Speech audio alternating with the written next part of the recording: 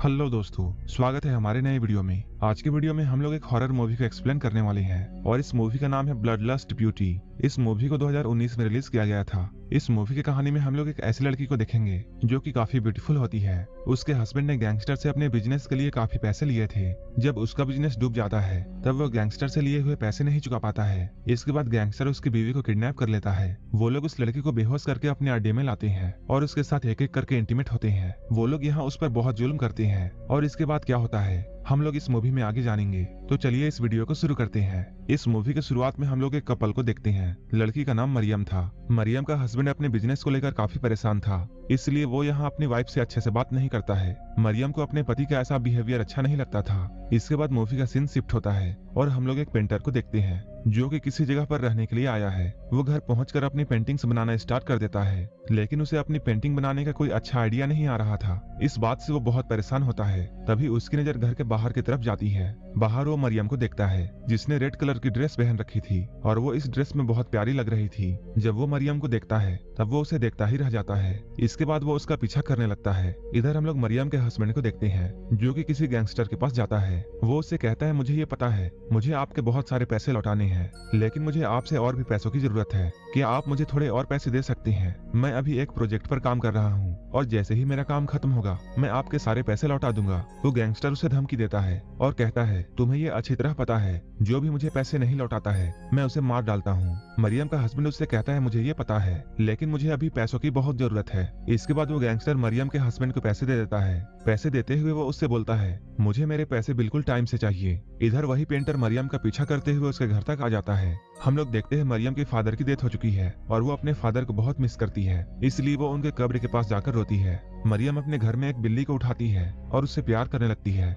जब वो पेंटर उसे देखता है तब उसे समझ में आ जाता है ये लड़की मेरी पेंटिंग के लिए बिल्कुल बेस्ट है। इसके बाद वो वहीं पर छुपकर उसकी पेंटिंग बनाने लगता है, लेकिन धीरे धीरे मरियम को इस बात का पता चल जाता है। इसके बाद वो दूसरी तरफ से उस पेंटर के पीछे जाकर खड़ी हो जाती है। जब वो पेंटर मरियम को अपने पीछे देखता है तब वो बहुत डर जाता है। मरियम उससे कहती है, क्या तुमने मेरी पिक्चर ड्रॉ करने से पहले मुझसे परमिशन ली थी? तब वो पेंटर उससे माफी मांगता है और वो कहता है, मुझे पेंटिंग बनाने का कोई भी आइडिया नहीं आ रहा था और मैंने जब आपको देखा तब मुझे ऐसा लगा जैसे आप मेरी पेंटिंग के लिए बेस्ट हो। और वो यहाँ मरियम की खूबसूरती की तारीफ करता है। मरियम जब ये सुनती है तब वो उससे पूछती है, क्या तुम मेरे और मेरे फादर की एक पेंटिंग ड्रॉ कर सकते हो? वो पेंटर कहता है, हाँ बिल्कुल, आप जैसा कहेंगे मैं वैसा पेंटिंग बना सकता हूँ। तब मरियम उससे बोलती है, मैं अपने हस्बैंड से पूछकर तुम्हें बताऊंगी। ये सुनकर वो पेंटर हैरान रह जाता है क्योंकि मरियम उसे अब अच्छी लगने लगी थी और उसे ये बात पता नहीं थी कि मरियम मैरिड है। इसके बाद हम लोग मरियम को उसके घर पर देखते हैं। वो अपने हस्बैंड से ये पूछती है, क्या मैं अपनी और अपनी फादर की पेंटिंग बनवा सकती हूँ? उसका हस्बैंड बिजनेस के लिए बहुत परेशान था, इसलिए वो मरियम को समझाता है, तुम अभी ऐसा कुछ मत करो जिससे मुझे और भी परेशानी हो।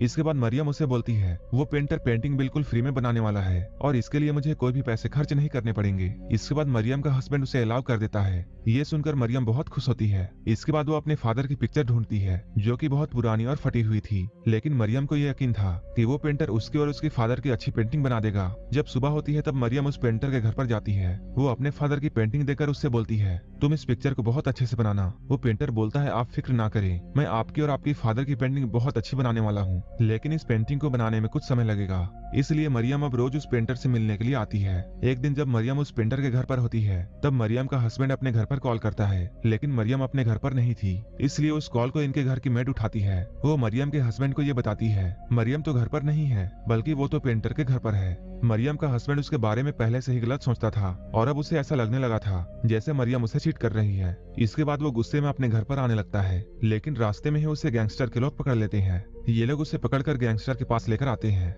गैंगस्टर उससे पैसों के बारे में पूछता है। तब मरियम का हस्बैंड इन लोगों से बोलता है, मुझे अपने दोस्त को एक कॉल करना है ताकि मैं उससे अपने प्रोजेक्ट के बारे में पूछ सकूं। मरियम का हस्बैंड जब अपने दोस्त को कॉल करता है तब उसका दोस्त उसे बोलता है, हमारा प्रोजेक्ट तो बर्बाद हो चुका है और अब उससे कुछ भी पैसे नहीं आने वाले हैं। कुछ देर पहले यहाँ पुलिस आई थी और वो हमारे साथियों को अरेस्ट कर ले गई। ये सुनकर मरियम का हस्बैंड काफी दुखी होता है क्योंकि उसे जहाँ से पैसे मिलने की उम्मीद थी वो तो अब नहीं रहा। जब ये बात गैंगस्टर को पता चलती है तब वो मरियम के हस्बैंड को ये बोलता है, अब तो मैं तुम्हें नहीं छोड़ने वाला हूँ और मैं तुम्हें जान से मार दूंगा। गैंगस्टर के लोग इसे पकड़ लेते हैं। ये लोग मिलकर उसकी उंगलियां काटने वाले थे, लेकिन मरियम का हस्बैंड इन लोगों से कहता है, आप लोग मुझे माफ कर दो और मैं आपके सारे पैसे चुका दूंगा। मेरी उंगलियों को काटकर आपको कुछ नहीं मिलने वाला है, मैं आपके पैसे चुकाने के लिए अपना घर बेच दूंगा। लेकिन यहाँ दिक्कत ये थी, ये लोग जिस घर पर रह रहे थे वो मरियम के हस्बैंड का नहीं था बल्कि मरियम का था, और मरियम अपने घर को बेचने नहीं देगी। इसलिए मरियम का हस्बैंड ये सोचने लगता है कि वो किस तरह से मरियम को मनाए। इधर हम लोग मरियम और उस पेंटर को देखते हैं, जहाँ वो पेंटर मरियम को उसकी पेंटिंग देता है, क्योंकि मरियम और उसके फादर की पेंटिंग कंप्लीट हो चुकी थी। वो इस पेंटिंग में बहुत प्यारी लग रही थी। वो इस पेंटिंग को वॉल पर लगाती है। तभी मरियम को ऐसा एहसास होता है जैसे कोई उसे देख रहा है। साथ ही उसे टेबल पर एक प्लेट नजर आती है जिसमें उसकी बिल्ली का कटा हुआ सर था। ये देखकर वो बहुत डर जाती है और वो चिल्लाकर रोने लगती है, क्योंकि वो अपनी बिल्ली से बहुत प्यार करती थी। इधर वो पेंटर मरियम के घर से जा ही रहा होता है, तभी वो मरियम के चिल्लाने की आवाज सुनता है और वो जल्दी से उसके घर पर आता है। वो यहाँ मरियम को संभालने की कोशिश करता है, लेकिन उसी वक्त इनकी मेड यहाँ आ जाती है और वो इन दोनों को देख लेती है। मरियम पेंटर से कहती है, हम दोनों को ऐसे देखकर लोग तरह तरह की बातें बनाएंगे। इससे पहले कि मेरा हस्बैंड यहाँ आ जाए तुम यहाँ से चले जाओ। हम दोनों के बीच ऐसा कुछ नहीं है, लेकिन जब लोग हम दोनों को एक साथ देखेंगे तब वो लोग गलत सोचेंगे। कुछ देर के बाद मरियम का हस्बैंड यहाँ आता है। तब वो अपने हस्बैंड को ये बताती है, टेबल पर किसी ने मेरी बिल्ली का सर रख दिया है। लेकिन इधर मरियम के हस्बैंड को एक मौका चाहिए था कि वो किसी तरह इस घर को बेच दे। तब मरियम का हस्बैंड उससे बोलता है, मैं तो तुम्हें पहले से ही कहता था कि तुम इस घर को बेच दो, क्योंकि इस घर में बुरा साया है। देखो तुमने मेरी बात नहीं मानी, इसलिए ऐसा हो गया। लेकिन मरियम मुझसे बोलती है, मैं इस घर को नहीं बेच सकती हूँ, क्योंकि ये घर मेरे फादर का था और मैं इसी घर में बड़ी हुई हूँ। मुझे इस घर में ऐसा एहसास होता है जैसे मेरे फादर मेरे साथ हैं, इसलिए मैं इस घर को कभी नहीं बेच सकती हूँ। तब मरियम का हस्बैंड उसे समझाता है, देखो आज किसी ने तुम्हारी बिल्ली को मार दिया है, हो सकता है कल कोई हमें भी मार दे। तुम्हें इस घर से ज्यादा अपनी जान से प्यार करनी चाहिए। मरियम उसे बोलती है, तुम्हें क्या हुआ है, तुम ऐसी बातें क्यों कर रहे हो। मरियम का हस्बैंड उससे अजीब बातें करता है और वो कहता है, अब तो तुम्हें वो पेंटर मिल गया है, इसलिए अब तुम्हारा दिल यहीं पर लगेगा, इसलिए तुम यहाँ से नहीं जाने वाली हो। मुझे तुम्हारे और उस पेंटर के बारे में सब कुछ पता है। ये सुनकर मरियम बहुत दुखी होती है, क्योंकि मरियम को पता था ऐसा कुछ भी नहीं है। इसके बाद मरियम का हस्बैंड उस गैंगस्टर को कॉल करता है और वो उससे कहता है, मेरी वाइफ इस घर को बेचने के लिए तैयार नहीं हो रही है, अब मैं क्या करूं। तब वो गैंगस्टर उसे समझाता है, तुम एक नंबर के भोले इंसान हो। क्या तुम्हें पता है, अगर तुम्हारी वाइफ मर गई तब उसकी सारी प्रॉपर्टी तुम्हारी हो जाएगी और तुम उस प्रॉपर्टी को अपने लिए यूज कर सकते हो। मरियम के हस्बैंड को ये बात बहुत अच्छी लगती है, क्योंकि उसे किसी भी तरह इस घर को बेचना है ताकि उसकी जान गैंगस्टर से बच जाए। साथ ही साथ वो ये भी सोचता है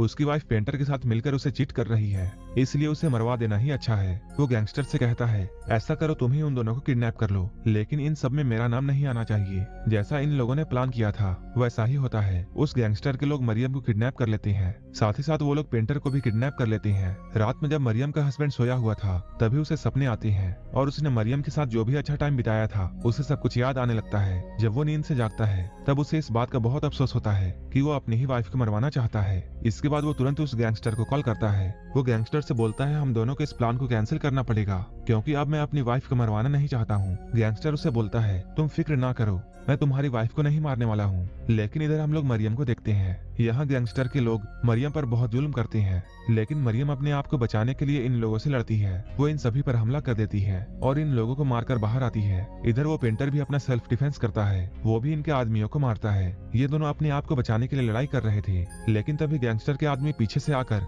उस पेंटर के पेट पर चाकू मार देते हैं। पेंटर बहुत जख्मी हो जाता है। इधर मरियम वहाँ से भाग जाती है। वो भागते हुए एक पुल तक पहुँच जाती है। वो यहाँ काफी परेशान थी। भागते समय उसे सामने से गाड़ी आते हुए दिखाई देती है। मरियम उस गाड़ी वाले से हेल्प मांगती है, लेकिन उसे ये पता नहीं था ये जीप तो उस गैंगस्टर की थी। इसके बाद गैंगस्टर के आदमी उसे फिर से पकड़ लेते हैं और ये लोग उसे चाकू मार देते हैं और उसे मारकर पुल से नीचे फेंक देते हैं। इधर वो पेंटर ये सब होते हुए देखता है। ये देखकर पेंटर बहुत डर जाता है और वहाँ से भाग जाता है। वो किसी तरह सीधा पुलिस के पास जाता है। वो पुलिस को ये बताता है उसने अपनी आंखों से ये देखा है, उन लोगों ने मरियम को मारकर पुल से नीचे फेंक दिया है। पुलिस उससे पूछती है, क्या तुम्हारे पास इसका कोई सबूत है। वो कहता है, मैंने अपनी आंखों से ये सब होते हुए देखा है और आप लोगों को सबूत के लिए मेरे साथ वहाँ चलना चाहिए। जब पुलिस यहाँ जाकर इन्वेस्टिगेशन करती है तब वहाँ मरियम की लाश नहीं मिलती है। तब पुलिस पेंटर को ये बोलती है, तुम हम लोगों से झूठ बोल रहे हो सकता है तुम ही ने मरियम को मार दिया है और तुमने उसे मारकर उसकी डेड बॉडी कहीं छुपा दी हो। इधर हम लोग मरियम के हस्बैंड को देखते हैं, जो कि अपने घर पर सो रहा था। तभी अचानक उसकी आंख खुलती है।